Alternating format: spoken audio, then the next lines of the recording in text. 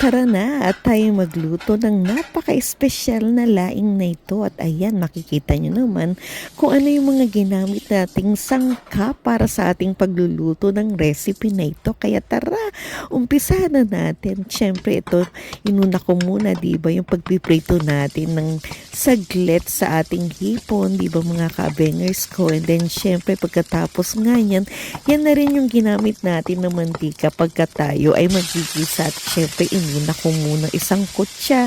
Pinaghalo ko nga pala yung laman ng baboy and then syempre giniling na baboy, diba? And then hayaan lang natin siyang magmantika, diba? And then pagkatapos nga yan, syempre ang ating napakaraming luya na talaga naman pong hiniwa-hiwa ko ng maliliit. Kulang na nga lang, igiling ko, diba mga ka-abengers ko.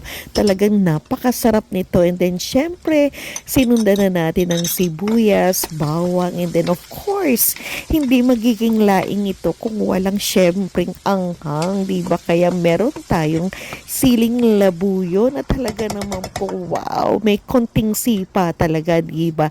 At yung okay na ang lahat, syempre ilagay na natin yung ating coconut milk na alam niyo naman yung ating ginamit na dahon ng gabi ay 400 grams. Kaya ang katumbas nito ay 6 na lata ng coconut milk. Kaya naman po hayaan lang natin ito na kumulo siya, diba mga kabengers? Wow, napadami yung lagay ko ng ating paminta, diba? So hayaan lang natin siyang kumulo, diba? And then takpan natin siya. Ayan, and then pag kumulo na nga yan, syempre ito na yung time na ilalagay na natin yung ating dahon ng gabi. So alam niyo bang ginawa ko dyan? Syempre hinugasan ko and then syempre yung hinimay-himay ko ba yung dahon kasi alam naman natin na malalaki yung dahon ng gabi, diba? And then tinanggalan na rin natin ito ng yung matitigas ba na trunk niya, diba? So, ayan, himay-himay. And then, syempre, binabad ko nga ito ng for 30 minutes sa tubig, diba? And then, of course, pagkatapos nga yan, ayan, nung pagkalagay ko nga nitong mga dahon ng gabi, diba? Hindi natin masyadong hinalo hanggat hindi pa kumukulo kasi, diba, wala namang mawawala.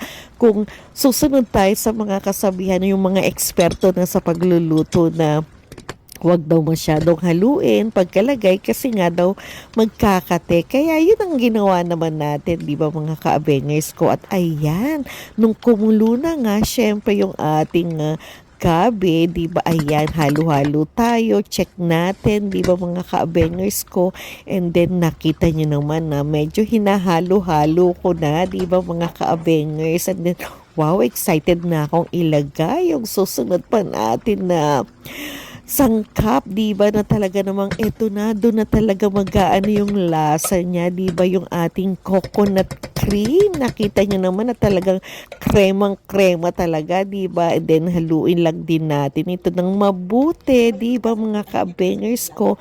And then syempre pagka medyo okay na yung pagkakahalo, medyo matagal nga lang talaga pagka niluluto mo ang laing kasi gusto natin yung talagang maglalasog-lasog yung dahon niya at talaga yung lalabas talaga yung kanyang oil, di ba? Talagang napakasarap nitong aking special na laing. Tsak na mapapadami na naman ang aking kanin.